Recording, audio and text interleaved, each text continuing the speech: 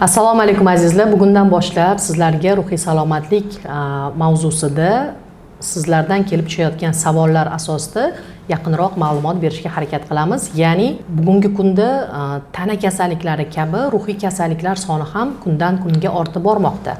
Demak, biz o'z-o'zidan ruhiy salomatlik nima, uni qanday asrash kerak, ruhiy salomatlik bilan qaysi mutaxassislar shug'ullanadi, hayot sifati tushganda, oilaviy janjallar bo'lganda qaysi mutaxassisga boriladi, psixologgami, psixiatrgami? Mana shu kabi savollar va shunga o'xshash muammolar ko'pligi uchun biz mana shunday savol-javob ko'rinishida bir suhbat qilishga harakat qildik. Bu suhbatlarni Ruhiy salomatlik markazi asoschilaridan biri men, doktor Gavhar Darvish, 20 yillik mutaxassis, psixiatr, psixoterapevt hamda narkolog bo'lib faoliyat yuritaman va Ruhiy salomatlik markazimiz eksperti, psixiatr, bolalar va kattalar psixiatri hamda psixoterapevt Azizbek Mirzahmat o'g'li bilan sizlardan kelayotgan savollarga javob berishimiz mumkin.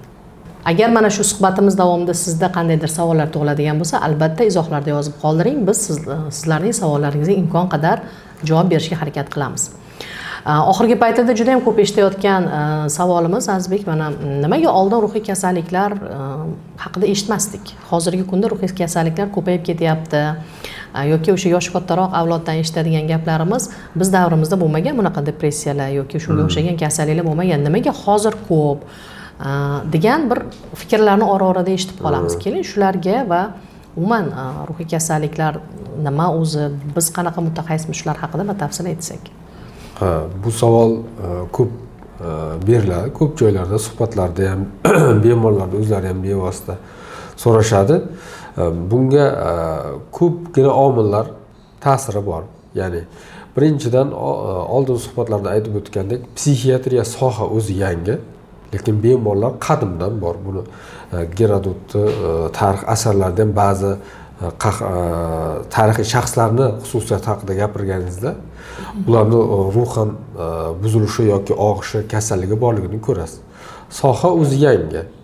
Bunga sabab ruhiyatda bo'layotgan o'zgarishlar odatan instrumental apparatlarda ko'rinmaganligi uchun.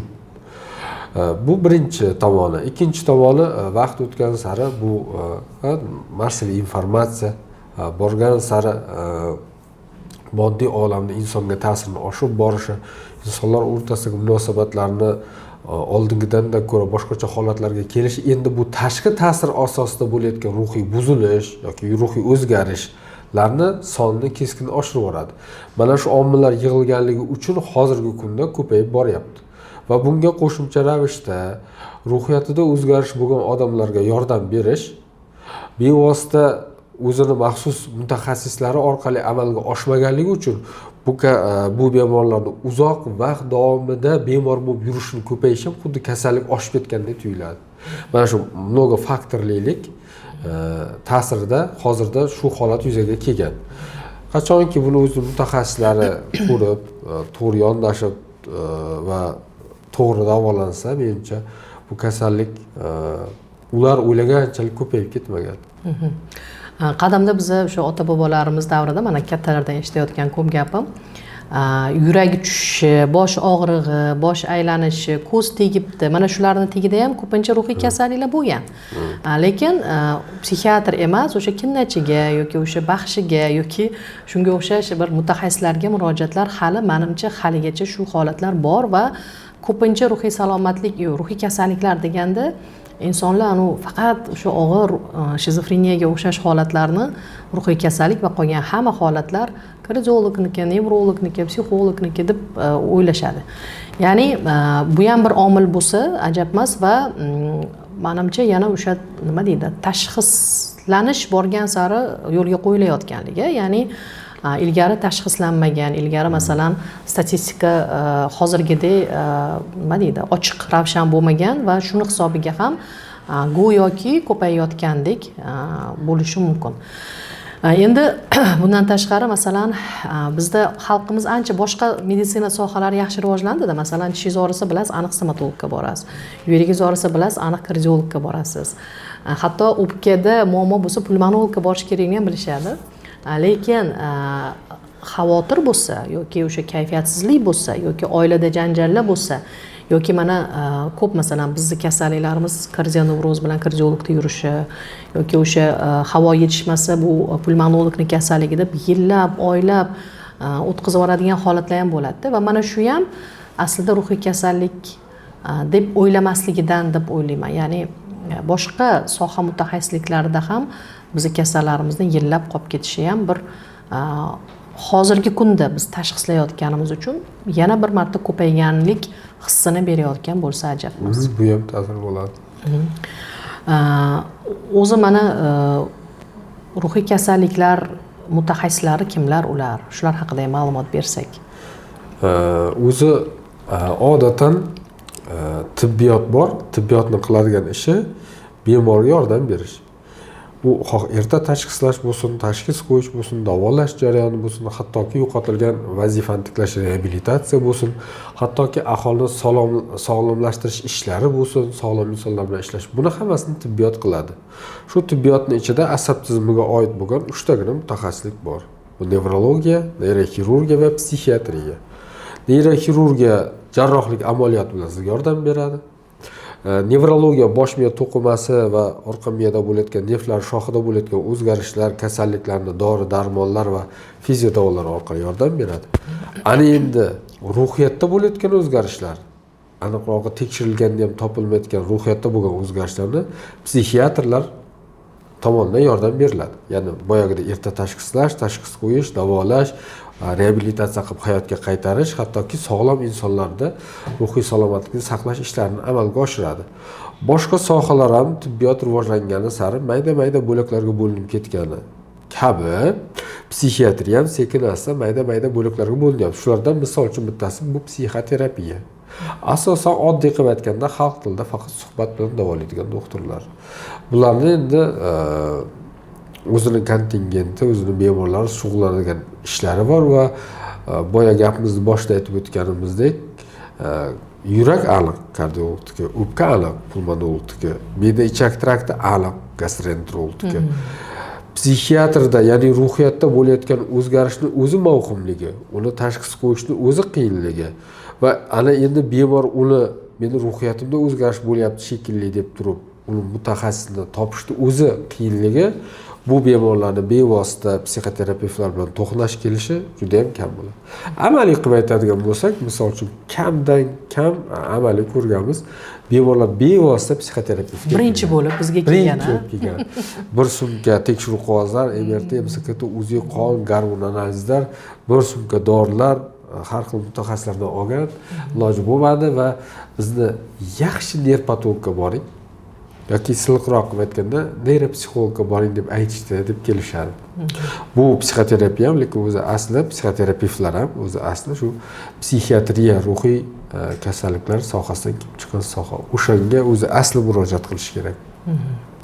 Ya'ni psixoterapevt bu vrach, Toshkent meditsina institutini tugatgan va shu bilan birga psixiatrlar ham bular vrach va tibbiy psixologlar ham bular asosan o'sha hozir tibbiy psixologiya va psixoterapiya bitta shifrda, ya'ni ikkalasi ham shifokorlar. Endi bundan tashqari klinik psixolog bor va psixologiyaning boshqa sohalari ham bor. Ko'pincha mana bizga murojaat qiladiganlar mutaxassis tanlashda ham adashishadi yoki o'sha yillar davomida psixolog qabulida yoki yillar davomida boshqa mutaxassislarda yurgan holatlar ham bo'ladi. Shu yerda ham mana psixolog haqida qisqacha aytib ketsak. Endi qarang, psixologning o'zi, ya'ni hammamizga ma'lumki, tibbiyot sohasining ichidagi insonlarga ma'lumki, psixologiya pedagogikani ichidan chiqib keladi. Albatta, u ham inson ruhiyati bo'yicha ishlaydi. U o'zlarining mezonlari, asoslari bor va psixiatriya, tibbiy psixologiya, psixoterapiya sohalari bor, tibbiyotning ichidan kelib chiqqan. Endi shu yerda ozgina nozik joyi borki, bemorning sog'lig'i bilan bog'liq. Ruhiyatda bo'layotgan o'zgarish, uni xuddi tanasidagi kasallik kabi o'zgarish holatiga olib kelayotgan paytda bu yerda tibbiyot sohasidan chiqib kelgan mutaxassisga murojaat qilish kerak. Qachonki hech qanday asoratsiz ruhiyatda bo'layotgan o'zgarishlar, ruhiy jarayonlarni keskin buzilishga olib kelmaydigan holat bo'lgandagina psixologga borsa bo'ladi. Juda ham ko'p beriladigan savollardan biri, qachon psixologga borish kerak, qachon shifokor psixoterapevtga borish kerak degan savollar bo'ladi. Qabulimizda ham shunaqa ayollar juda ko'p kelishadi. 7 yil 8 yillab psixoterapiya oldim psixologdan, lekin ahvolim o'zgarmadi, mana oxiri sizga borishimni aytishdi deb keladigan holatlar ko'p. Va haqiqatan biz o'sha yerda bemor bilan gaplashib uni ruhiy holatini baholaydigan bo'lsak, u yerda biz kasallik aniqlaymiz. Ya'ni masalan qachon psixolog, qachon vrach. Psixolog bu ko'proq masalan sog'lom inson ruhiyati bilan ishlaydi. Deylik, bitta ruhiy sferada muammo bor. Masalan, o'sha sezgisida yoki idrokida yoki tafakkurida va yoki oddiy masalan maqsad qo'ya olmayapti, kun tartibini tuza olmayapti yoki ish samaradorligi pasayib ketgan, kun tartibida qiynalyapti. Shunga o'xshagan bitta sferani, tor doiradagi sferani muammolari bo'lsa va bu psixologga borgandan keyin ahvoli yaxshilansa, ishini o'nglay olsa, ish samaradorligi oshsa, u yerda endi aynan o'sha pedagogik psixolog yoki konsultant yoki oilaviy psixologning ishi ko'proq samara berganini ko'rishimiz mumkin. Lekin shunaqa holatlar bo'ladiki, ko'p yillar davomida ishlanadi. Bizga bemor kelgandan keyin ko'rsak, u yerda nafaqat maqsad qo'ya olmaslik, balki sezgisida, xotirasida, diqqatida, tafakkurida, intellektual qobiliyatlarida ham muammolar borligini. Ya'ni bu bir necha sferadagi patologiyalar bu aynan o'sha sindromologik tashxis qo'yishimizga va bu yerda endi psixologik emas, balki psixoterapevtik va psixiatrik yordamga bemorni muhtoj ekanligi. Chunki kasallik bilan normani o'rtasidagi chegarani tibbiy ma'lumotga ega bo'lgan mutaxassis qo'ygani yaxshiroq. Va ko'p o'sha psixologlar bilan ishlaganda ham aytaman, bir marta vrachga yuborib ko'ring bemoringizni. Agar vrach sog'lom desa, bemalol davom ettiraverasiz. Lekin siz masalan bemorni vaqtini ketkazayotgan bo'lsangiz yoki o'sha naqdi ketyapti, vaqti bilan birgalikda va borgan sari kasallik vaqtida aniqlanmasa salomatligi yomonlashib ketadi. Ya'ni biz shifokorlarga qancha erta tashxis qo'ysak, shuncha davolash imkoniyati oshadi. Shuning uchun men nima deydi, chegara shu yerda deb bilaman. Misol uchun qarang, bemor keladi, uxlolmayman, ta'sirchanman, asabiyman. Oldin asabiylashtirmagan narsa bugun asabiylashtirishni boshladi. Oldin ishimga qiziqish bilan borardim, hozir ishimga zo'rg'a boradigan bo'ldim. Uxlayman, lekin uxlagandek bo'lmayman yoki miyam uxlamaydi deb kelgan. Bu yerda men faqat bemorni aniqlang deyishdan sal yiroqman. Sababi o'sha bemor misol uchun psixologga borgan, bir qancha seans olgan, kurslar sotib olgan, ustida ishlashni boshlagan, avtopsixoterapiya qilishni boshlagan, lekin natija bo'lmagan. Men bu yerda aytamanki, mutaxassisning ham ishi bor bu yerda.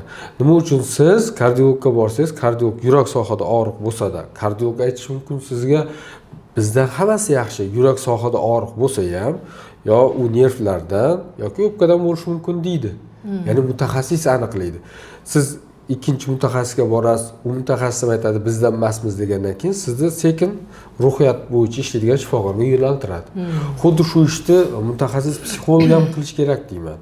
Ya'ni uni qancha unga motivatsiyalar, to'g'ri yo'llar, ratsional ishlashlar o'rgatgani bilan bemorda amaliy jihatdan natija bermayotganda ko'rinib turgan muammolarda emas, balki bu aysbergning tepasi bo'lib turib, uni pastida ruhiy kasallik turganmikin deb buni birinchi o'rinda mutaxassis psixolog ham bilish kerak degan fikrdaman. Va aytish kerakki, siz bilan men hamma mijozlarim qatori ishlayapman, lekin sizda men sezilarli natija ko'rmadim deyish kerak. Va o'sha mutaxassisni o'zi yo'naltirish kerak degan fikrdaman. Misol uchun hattoki bizga kelsa, agar ruhiyatida bo'lmasa, o'zgarish tanasida bo'lsa, men albatta aytaman, siz albatta instrumental tekshiruvlardan o'ting. Yoki psixologga boring, bizdan ruhiyatingizdan qo'rqmang, og'ir ruhiy kasal emassiz. Bemorni ikkinchi asosiy yo'naltiradigan narsa bu mutaxassis hisoblanadi. Boyagi bemorga keladigan bo'lsak, u bemorda haqiqiy endogen depressiya boshlangan bo'lgan. Va endogen depressiyani boshlanishi sababsiz bo'ladi. Va endogen depressiyani bilasiz, davosi faqat tretsiklik yoki kuchliroq antidepressantlar bilan bor. Dori ichdi, bemor 3 kunda o'ziga keldi. Kayfiyatim ochildi, hammasi yaxshi bo'lib qoldi deydi. Va o'sha bemorda kuzatadigan narsangizdan bitta narsa shuki, bemorga aytsangiz ham, o'sha uy, o'sha oila, o'sha bolalar, o'sha ish, o'sha munosabatlar. Uni faqat u narsani idrok qiladigan miyada muammo bor xolos. Ular atrofi o'zgarmagan. Va o'sha idrokdagi bo'layotgan muammoni, emotsional sferada bo'layotgan o'zgarishni siz bemor vnevoli bemorni irodasiga bog'liq bo'lmagan paytda undan so'rashlik, endi bu misol uchun tan olish kerak, bu mutaxassislik jihatdan ham xunuk holat. Unga berasiz, antidepressant ichadi, serotonin chiqadi, oldingida idrok qilishni boshlaydi. Baxtiyor oilasi borligi, ishi borligini va unga tug'ilayotgan qiyinchiliklar uni faqat hissiy sferasida ekanligini tushunadi xolos. Va bizda hozir xalqimiz orasida shunaqaki, reklama qayerda bo'lsa, ya'ni qaysi mutaxassis ijtimoiy tarmoqlarda bor va uni obunachilar soni ko'p va konsultatsiya narxi qancha qimmat bo'lsa, shuncha zo'r mutaxassis ekan degan fikr tug'ilyapti. Ko'p eshitamiz, chunki bizga ham kelishadi. Sizda konsultatsiya arzon ekan deyishadi. Sizga navbatga tezroq yozildik deyishadi. Konsultatsiya narxi arzon ekan deyishadi. Avval shubhalandim, lekin sarafanli radio, ya'ni boshqalardan ham eshitib keldik degan holatlar ham bo'ladi. Ya'ni aytmoqchi bo'lganim, konsultatsiya narxi qimmat bo'lishi yoki obunachilar sonini ko'p bo'lishi yoki o'sha mutaxassisning o'zi haqida berayotgan ma'lumotlari har doim ham haqiqat bo'lmasligi mumkin. Haqiqiy mutaxassislar, mana bizda shunaqa ustozlarimiz bor, ular hatto ijtimoiy tarmoqlarda yo'q. Lekin ularni ishini samaradorligi, ular davolayotgan bemorlarni yaxshilanayotganligi, hayotga qaytayotganligini biz bilamiz va ularga kelayotgan bemorlar, ularga murojaat qilayotgan insonlar biladi va mana shu sarafan marketing kimdir ilgari yaxshi bo'lgan bir-biridan eshitib keladigan holatlar bor. Shuning uchun xalqimiz uchun juda ham muhim soxta va haqiqiy mutaxassislarni ajratib olish bu hozirgi kunda ayniqsa juda ham muhim deb o'ylayman. Nimalarga qarashimiz mumkin o'zi bunaqa paytda? Birinchidan diplomi, ya'ni haqiqatdan qaysidir oliy ta'lim muassasasini tugatganligi haqida. Chunki hozirgi kunda o'ziga juda ham uzun mutaxassisliklarni qo'yib olganlarni ko'ramizda. Gipnoterapevt deydi, yana nimadir deydi va u yerda asosan sertifikatdagi ma'lumotlar yoziladi. Keyin haqiqatdan ish staji, ya'ni necha yildan beri ishlayapti, qayerlarda ishlagan, masalan, ustozlari kim, bu ham muhim ma'lumot hisoblanadi va albatta shu bilan birga real natijalar, haqiqatdan boshqalardan so'raganingizda real natijalar bormi? Endi ba'zida internetda feedbacklar, odzivlar deb qo'yishadi. U 100 tadan bitta bo'lishi mumkin, masalan 99 ta bemor tuzalmasdan bittasini natijasini qo'yish holatlari ham marketologlar bilan bir to'qnashganda shunaqa holatlarni ko'rganmiz. Shuning uchun hozir xalqimizga bizning maqsadimiz ham shu haqiqiy holatlarni, ruhiyatdagi muammolarni asl holicha yetkazish, haqiqiy va shu o'zini sohasini ustasi bo'lgan mutaxassislarni olib chiqish va ulardan ruhiy salomatlikni yaxshilashga bo'lgan to'g'ri maslahatlarni siz azizlarga yetkazish. Bir ayol kelganlar, yillar davomida shu 7-8 yil bo'lgan, uylari sotilgan, konsultatsiyalar olgan psixologdan juda ko'p vaqt davomida juda katta summa evaziga konsultatsiya va terapiyalar olgan, lekin natija bo'lmagandan keyin oxirida psixolog aytganki, siz ishlamayapsiz, faqat men ishlayapman, siz ishlamayapsiz va shunga natija bo'lmayapti. Ya'ni sizni holatingiz kuchliroq, mana shu psixiatrga borib ko'ring deb bizga jo'natgan holatlari ham bo'lgan. Endi u ayol birinchidan depressiya holati kuzatilgan, unda yillar o'tgandan keyin kasallik qancha davom etsa, rezistentlik shuncha kuchayadi. Ya'ni dorilar yordam berish qiyinlashadi. Oddiy nevrotik depressiya bo'lsa, terapiya yordam bermasligi mumkin. Shuning uchun psixologga agar 6 oydan uzoq qatnayotgan bo'lsangiz, masalan, olsak bo'ladimi shu bir 6 oy deb turib, 6 oydan uzoq qatnayotgan bo'lsangiz, agar sizda natija bo'lmayotgan bo'lsa, shifokor, psixiatr yoki psixoterapevtga murojaat qilish sizni oldingizdagi eng to'g'ri yo'l bo'ladi menimcha. Xullas, qabulimizga bir ayol kelganlar, ularni aytishlari bo'yicha hozirgi holatlarida juda ko'p psixologlarga borgan, lekin asosan bitta psixolog bilan ishlaganligi natijasida psixolog aytganki, sani naslingda o'sha rodovoy nimadir bor. Ya'ni sen to ering bilan ajrashmas ekansan, sani qizlaringning taqdiri qaytariladi. Ya'ni sani taqdiringni qizlaring yashab o'tadi. Buni birdan bir yo'li sani ajrashing kerak degan o'sha maslahatni bergan va albatta bu tekin maslahat bo'lmagan, qanchadir pullar evaziga va haligi ayol eri bilan janjal qilib, yo'q, men qizlarim baxtli bo'lishini xohlayman deb hayotini o'sha bitta psixologning maslahatiga ko'ra buzib yuborgan holat. Va o'sha ayol bizga kelganda ko'ryapmiz, u yillar davomida ruhiy kasallikdan azob chekkan shunchaki u o'ylagan narsa, men ajrashsam, men ketsam, ahvolim yaxshilanadi deb o'ylagan. Lekin haligi psixolog bergan maslahat u ajrashgandan keyin ham hech narsa o'zgarmagan. Ikkinchi turmushga chiqqan va yana shu narsa takrorlanyapti. Demak, insonning ruhiyatida muammo va bu shaxsga emas, ko'proq o'ziga bog'liq bo'lgan, o'zini ustida ishlasa, muammolarni to'g'rilasa va vrach bilan terapiya, ya'ni dorilar bilan davolagandan keyin o'tib ketadigan holat edi xolos. Va bunaqa misollar bizda juda ham ko'p. Sizda ham bormi shunaqa holatlar? Ha, endi bunaqa holatlar tez-tez qayta oxirgi paytlarda bunaqa holatlarda tez-tez guvohi bo'lib qolish kuzatilyapti. Misol uchun kam uchraydigan kasalliklardan bittasi, misol uchun anoreksik sindrom. Ya'ni ovqat yeyish, ozish uchun ovqat kam iste'mol qilishni boshlaydi, keyin sekin-asta bu ozish organizmga salbiy ta'sir etishiga qaramasdan turib, ovqatlana olmaslik holati yuzaga keladi. Bu holat shu darajaga yetganki, sekin-asta tanadagi a'zolarda buzilish boshlangan. Bu narsani hech kim ruhiy kasallik deb o'ylamagan, keyin oxiri maqsad qilishganki, psixologga borishgan. Qanchadir muddat borishgan, ahvoli yaxshi bo'lmagan, keyin kardiolog, tanani kasalliklarini davolaydigan shifokorga borishgan. Ular hech qanday o'zgarish yo'q, psixiatrga boring deyishgan ochiqchasiga. Ular psixiatrga borishmaganda mashhurroq psixologga borishgan. U odam bir seans o'tkazgan, bemor o'sha joyda o'zida ovqat yeb, yaxshi bo'lib, zo'r bo'lib ketgan. Bemorda yaqin aytayapti-ku, nima qildi? Gipnozlab qo'ydim, kindalab qo'ydim, sehrlab qo'ydim, nima qildi? Yaxshi bo'ldi, Xudoga shukr. Yechimi shu ekan, boyaga opaning bitta suhbatida yaxshi bo'lar ekan. Bemor qaytib kelgan, ertasi kuni yana shu ahvol. Yana qayta borishgan, endi konsultatsiya qimmatliligi uchun keyin ikkinchi marta zo'rg'a kirishgan. Yana ahvoli yaxshi, yana ovqat yeydi, bu yerda nima bo'lyapti tushunmayman dedi. Qizimdan so'rayman, qizim nima bo'lyapti, nima deyapti, yo dori ichdingmi? Nimaga sen boshqacha bo'lib qolasan? Yana qaytib chiqib ketyapti. Va aylanibki, oxiri ular taqdirga tan berib psixiatrga bordi. Anoreksik sindrom, tagida endagan kasallik, neyroleptiklar bilan davolashni boshlayapmiz. Bemor ovqatga tushib ketdi. Ovqatga tushib ketdi, hozir ham yashab yuribdi, oilasi bor. Mana shu paytda misol uchun o'sha mutaxassis bo'lmagan inson uchun tanlov shu psixologmi boshqami farqi yo'q. Uni bitta amaliylik mezonigina ajratadi xolos. Amaliy jihatdan effekt beradi. Yoki shifokorga borsangiz, hattoki amaliy jihatdan yaxshi bo'lmaydigan bo'lsa, o'shani ham aytadi shifokor.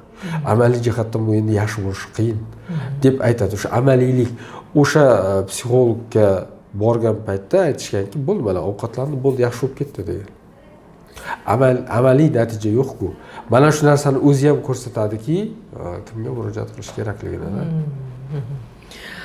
Yana bitta mana shu muhim narsa, mana bizning kuzatuvchilarimizga ham qiziq bo'lsa kerak, bu biz mana o'smirlar bilan ishlaymiz, bolalar va o'smirlar psixiatri sifatida. O'smirlardagi juda ham ko'p ruhiy holatlarni, ruhiy kasalliklarni ota-onaga aytganimizda, ota-ona tomonidan uni qabul qilmaslik holatlari ham juda ham ko'pda. Ya'ni tushunmaslik, qabul qilmaslik, mani bolam bunaqa bo'lishi mumkin emas degan, nima deydi?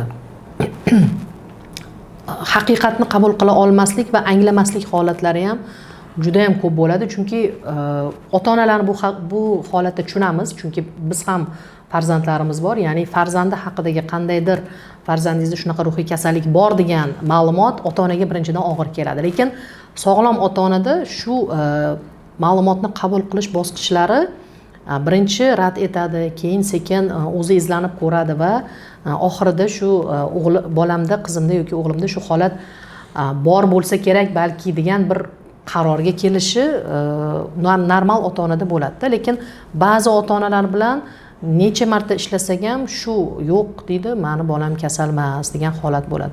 Shunaqa holatlarda nimalar tavsiyalar bersak bo'ladi ota-onalarga? Ya'ni masalan, bizga ham yaxshi-ku bolani kasal bo'lmasligi, hamma ota-onaga aytsak, bolangiz sog'lom, bolangiz aqlli, bolangiz ruhiy salomatligida muammo yo'q deb. Lekin afsuski unday emas.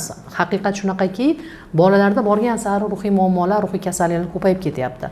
Gadjetga qaramlik, narkotikga qaramlik yoki o'sha depressiyalar yoki o'sha autizm deymiz yoki og'ir ruhiy kasalliklar, bular hammasi kasallik bo'lgandan keyin biz ota-onaga bu haqda xabar beramiz. Lekin ota-ona har doim ham bu ma'lumotni qabul qilgisi kelmaydi. Sizda ham bo'lib turadimi shunaqa qabulingizda holatlar? Qabulda bo'lib turadi. Psixiatriyada kasalliklar 3 ta katta guruhga bo'linadi. Haqiqiy endogen og'ir ruhiy kasalliklar, tashqi omil ta'sirida yuzaga kelgan ruhiy buzilishlar va chegaraviy holatlar. Ya'ni bir qarasangiz normal, bir qarasangiz kasal. Bunga ko'proq psixoterapiya kerak. Tashqi omil ta'sirida bo'lgan o'zgarishlarga tashqi olam bilan ishlashda ham psixoterapiya ham dori kerak. Endogen ruhiy kasalliklarga dori-darmon kerak. Birinchi o'rinda ularda hattoki psixoterapiya qilinmaydi boshida, o'tkir vasasida. Men birinchi aytadigan narsam o'sha ota-onalarga tashxisni tushunmay yo qabul qilmay yoki noto'g'ri tushunsa, ikkita narsani tavsiya qilaman. Birinchisi, tashxis bu bemorga yordam berish yo'li. Siz uni qancha yashirib, yengilroq qilib boshqa tomonga surganingiz sari siz bemorga xuddi shunday teskari yashirib yordam berayotgan bo'lasiz. Inkosida og'ir ruhiy kasallik bir kuni hamma biladigan darajadagi ruhiy kasallikka aylanadi. Uni bilganda keyin yordam berish qiyin, chunki ruhiy kasalliklarda og'ir turlari xuddi boshqa kasalliklarga o'xshab rivojlanish davri, avj olish davri va asoratlangan davri bor. Appendisit og'riq berishni boshladi, 3 kun ichida operatsiya qildirmasangiz, asorat beradi, peritonit beradi. Endi u peritonit bo'lib asorat bergandan keyin bemorni yashamaslik foizi keskin tushib ketadi. Xuddi shunday tashxisni siz qanchalik erta tan olsangiz, shuncha yaxshi. Bu birinchidan. Endi ikkinchidan, men aytaman, tashxisni bildingiz, tashxisni tushundingiz. Qarasangiz, endogen og'ir ruhiy kasallik qo'yildi. Lekin bu kasallik endi nima qiladi, yaxshi bo'ladimi desa, ikkinchi aytadigan tavsiyam shuki, qaysi tomondan qarashga qarab. Agar siz buni butunlay olib tashlayman desangiz, uni iloji yo'q. Lekin shu tashxis bilan hayotga moslashtirib maksimal foydalanaman desangiz, bunda qo'rqmasa bo'ladi. Yaxshi bo'lish, mana psixiatriya o'zi bir uchi falsafaga borib taqalib qoladi. Yaxshi bo'lish tushunchasi ham nisbiyroq narsa. Sahri bor inson, qandli diabet, insulin oladi. Shu odam tuzalgan hisoblanadi. Tuzalgan hisoblanmaydi qaysidir ma'noda. U har doim insulin olmasa ahvoli og'irlashadi-ku. Lekin o'sha inson insulinni kerakli dozada olib yursa sog'lom odamdek yashaydi. Bir qarasangiz sog'lom, bir qarasangiz kasal. Ruhiy holatlarda ham tashxisni aniqlaganingizdan keyin ikkinchi qilinadigan ish og'ir ruhiy kasalliklarda uni moslashtirsangiz, bu sog'lom. Moslashtirmasangiz og'ir. Yo'q, menga tashxisni o'zini olib tashlaylar desa, bu xato yo'l. Bemorga yordam berishning xato yo'li. Shunaqa tavsiya berganimizda odatda 80-90% ota-ona to'g'ri tushunadi. Ba'zilarga sal vaqt kerak bo'ladi. Buni ustozlardan ko'rganmiz. Tashxisni tan olmasa, boshqa mutaxassislardan maslahat oling deymiz. Ustozlarimizdan bir kalla, ikkita kalla mahalla boring deymiz. Shu bilan vaqt o'tib tashxisni bilishadi va qancha tashxisni erta bilish, shuncha bemorga yordam berishga yordam beradi. Telegram kanalga savol kelibdi-da. Stress ta'sirida ruhiy kasal bo'lib qolish mumkinmi? Yoki bosh miya jarohatidan og'ir ruhiy kasal bo'lib qolish mumkinmi deb savol kelibdi-da. Boya 3 ta gruppaga ajratganimizda stress ta'sirida oddiy qilib aytganda nevrotik tipdagi buzilish bo'lishi mumkin. Ya'ni bu oddiy qilib aytganda bemorni to'liq hayotiy faoliyatidan chekkaga olib chiqib tashlamaydigan darajada bemor qilishi mumkin. Ya'ni psixozga olib bormasligi mumkin. Ya'ni buni yanada oddiyroq qilib aytadigan bo'lsak, og'ir ruhiy kasalda nimada ko'rasiz? Tashqi ko'rinishi noadekvat, yurishida, xulq-atvorida, xatti-harakatlarida, gap so'zda ko'rasiz. Va hamma sferada o'zgarish bo'ladi. Bu og'ir ruhiy, buni hamma biladi. Lekin stress ta'sirida og'ir ruhiy kasal bo'lishi mumkinmi? Yo'q. Og'ir stress ta'sirida og'ir ruhiy kasal bo'lmaydi. Lekin nevrozning og'ir holati og'ir ruhiy kasallikka o'xshab ko'rinishi mumkin. Misol uchun, konversion sudurgilar berib olishi mumkin, konversion paralizlar berib olishi mumkin. Bular to'g'ri, orqaga qaytadigan jarayon. Lekin biz mutaxassis sifatida nima qilamiz deb olib kelganlar og'ir ruhiy kasalga olib bormaydi. Lekin buni o'sha trigger omili bilan ishlanmasa, bu holatga olib keladigan sabab bilan ishlanmasa, bu holat bemorlar hayot faoliyatida juda ko'p muddat diskomfort chaqirishi mumkin va nevrotik tipda shaxs rivojlanib qolishi mumkin. Ya'ni o'shanday muhitda inson bo'lishi mumkin. Bo'ladi ba'zan shunday holatlar stressdan keyin ahvoli og'irlashdi degan holat ham bo'lgan. Yo'q, unda bemorda bo'lgan bo'ladi. Ruhiy buzilishga moyillik, ruhiy kasallikka moyillik bo'lib, rivojlantiruvchi omil tashqi stress bo'lishi mumkin. Xuddi shu narsani bosh miya jarohatiga ham olishi mumkin. 3 ta bemor bir xil turdagi jarohat, bittasida faqat jarohat va nevrologik o'zgarish, bir bemorda jarohat va nevrossimon o'zgarish, vahmo qo'rquv, o'lib qolishdan qo'rquv, uyqu buzilishi, tanasida qandaydir noxush hislar, yurak urib ketishi, nafas tiqilib qolish yoki travmalar ta'sirida og'ir ruhiy buzilish ham bo'lishi mumkin agar moyillik bo'lsa. Lekin bu narsa bevosita chaqirmaydi og'ir ruhiy kasallikda. Shunaqa savollar kelgan. Mani qabulimga bir ayol kelgan edilar. Qizlarni uzatganlariga 3 oy bo'lgan va vaydod yashamayman bola bilan deb o'sha chet elga turmushga chiqib ketgan. O'zbekistonda 1 oy yashashgan, keyin chet elga ko'chib ketishgan. 3 oydan o'sha noyabrda to'y bo'lgan bo'lsa, 3 oydan keyin oila ajrim yoqasiga kelib qolgan. Ya'ni bo'ldi yashamayman. Yigit umuman boshqacha bo'lib qoldi. Yigit aytadiki, ayolim umuman boshqa qiz edi, men boshqa qizga uylangan edim. Hozir qarasam umuman boshqa ayol, faqat yig'laydi, hamma narsadan norozi. Xullas, mana shunaqa muammo bilan qizni onasi bizga olib keldi. Ko'rsak, o'sha qizda boshlangan, siz mana aytayotgan surunkali stress nevrotik holatga olib kelgan va o'sha konversion buzilish, ya'ni isterik nevrozni yuzaga chiqargan va qizda asosan ozgina bu yog'iga u endi stressni ko'tara olmay qolgan. Ya'ni erini sal gapirib bormi yoki qaysidir tanqid qiladimi, boshqa qiladimi, endi u yig'i bilan, isterika bilan, yo'q yashamayman, ajrashaman degan gap so'z bilan reaksiya bildiradigan bo'lib qolgan. Demak, surunkali stress ham o'sha ma'lum bir muddat, o'sha 3 oy, 6 oydan uzoq davom etganda insonni hayot sifatiga ta'sir qiladi va biz mana tana kasalliklari bilan ishlaydigan shifokorlar bilan ishlaganimizda tanasi sog'lom, hech qanaqa muammo yo'q. O'sha nima adrenal sindrom deydi yoki yana o'sha va hokazo gipotalama gipofiz, gipotalama va buyrak birlashgandagi sindromlar bor. Shularni istisno qilyapmiz deydi, lekin bemorimiz yaxshi bo'lmayapti deydi. Biz ko'radigan bo'lsak, mana shu surunkali stress, ya'ni doimiy kortizol albatta boshqa tana a'zolarini ham faoliyatini ishdan chiqaradi.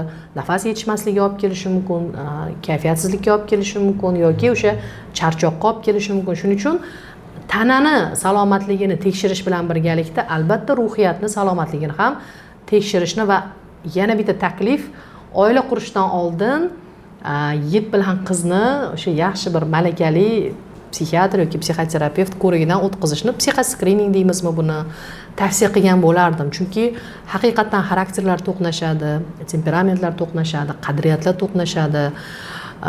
Endi shunga masalan aytishim mumkin, bizani ko'rayotganlar, biz davrimizda unaqa bo'lmagan, biz bir-birimizga moslashib ketganmiz deb. Hozirgi kunda ozgina vaziyat boshqachada. Mana masalan ruhiy kasalliklarni o'zim tahlil qilganda ham, oddiy mana shu nevrotik buzilishlarni ham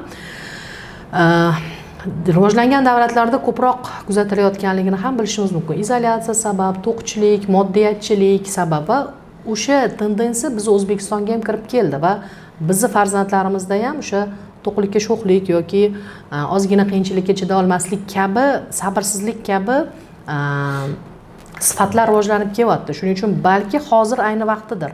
Ya'ni turmushdan oldin qiz va yigitni ruhiy salomatligini bitta tekshirish va bir-biriga tanishtirish. Mana bo'lajak turmush o'rtog'ing xolirik temperament yoki mana bunaqa tipda, uni mana bunaqa kuchli tomonlari bor va mana bunaqa zaif tomonlari bo'lishi mumkin deb turib munosabatni o'rgatish. Chunki mana bizga kelayotgan oilalar buzilish arafasida keladida va biz buzilish arafasidagi oilalarga bu ilmlarni bildiramiz. Bizni o'sha psixoterapiya, ruhiy salomatlik markazining yana bitta yo'nalishi bu psixota'lim hisoblanadi. Ya'ni oilalardagi juftlarni bir-biriga tanishtirganimizdan keyin terapiya jarayonida ko'p muammolar hal bo'lib ketadi. Xuddi shu kabi hali muammo yuzaga kelmasdan oldin ham buni balki yo'lga qo'ysa, nima deydi, yoshlarimizni baxtli bo'lishiga, halovatda yashashiga, xotirjam yashashiga bitta ota-ona tomonidan bir investitsiya qilingan bo'lardi degan fikrim bor. Endi psixiatriya sohasi bu bitta katta soha. Bu yillar, misol oxirgi 200 yillikda bu juda avj olib rivojlanib kelgan soha. Endi bu sohani 200 yil davomida olgan natijalari, olgan natijalari, tashxisotlari, insonlar bilan ishlash, boyagi psixota'lim degan narsa bu juda katta bir ma'lumot hisoblanadi. Uni endi 1 soatga 45 minutga sig'dirishni misol aslo iloji yo'q. Shuning uchun shu tomoshabinlarni misol uchun qiziqtirgan savollariga, psixiatriya sohasida aloqador bo'lgan va ko'p bizda uchraydigan sohalarga qarab turib, nasib bo'lsa keyingi suhbatlarda yana bularni kengroq ochib suhbat qilsak bo'ladi shekilli. Bizni kuzatayotgan aziz kuzatuvchilarimiz, demak, mana sizlarga ruhiy kasalliklar, ruhiy muammolar haqida ma'lumot berishga harakat qildik. Shu bilan birga, agar sizni oilangizda, turmush o'rtog'ingizda yoki farzandingizda shunga o'xshash muammolar kuzatilayotgan bo'lsa, albatta biz sizni so'rovlaringiz asosida keyingi suhbatlarni shunga ko'ra tashkil qilishimiz mumkin. Va oilasida shunday yoki farzandi bilan ruhiyatida muammosi uchrayotgan va unga yechim topa olmayotgan insonlar uchun ushbu videomiz havolasini yuborib qo'yishingizni so'rab qolgan bo'lardik.